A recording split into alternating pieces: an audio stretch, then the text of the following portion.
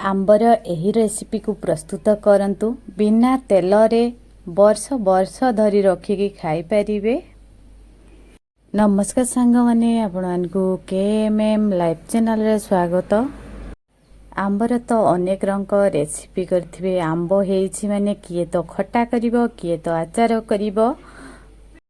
आंबर एही रेसिपी को प्रस्तुत करंतु बिना तेल रे वर्ष वर्ष रखिकी खाई परिबे। नष्ट होबार संभावना नि नाई। फास्ट आमे आंबर चुप्पा को काढ़ी नबा।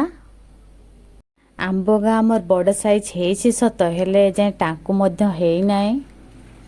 आंबर चुप्पा काढ़ी नबा एवं काढ़ी सारिबा परे आउ थरे दुई फाड़ लेखा करके तार टाकू को बाहर करके आउ धुई नबा। स्वाद अनुसार लुण ऐड करबा। एथिरे हाफ चामच हमर हळदी गुंड को मध्य ऐड कर दबा। हळदी गुंड दबा फल रे टोटाली हमर पोक लागिबने। एबे एका को 4 रु 5 घंटा रेस्ट रे छाडी दबा। देखंतु दिने खरा पाइकी तापरे एतको परिमाण लुण पानी अछि। लुण पानी को टोटाली फोपाड़ी बेने। खरारे सुखेबे तापरे जो लुण पानी रही जीवो से लुण पानी रे सुखिला परे से लुण पानी रे आउरी थरे देई दबा। आउ भल कि तळ उपर लुण पानी रे मिक्स कर नबा।